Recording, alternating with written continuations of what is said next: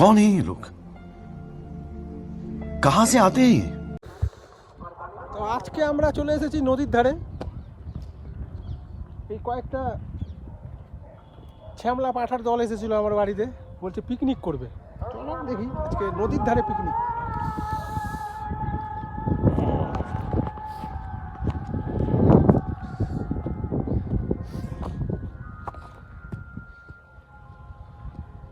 এখন এটাতে উনান বানানো হবে, তারপরে হবে রান্না। এই ঠান্ডার মধ্যে আমরা এসেছি নদীতে।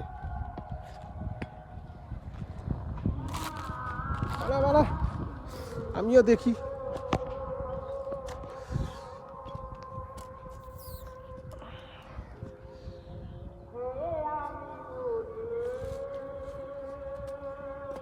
বাহ, 3টা ইট দিয়ে বানিয়ে গেল একটা উনান।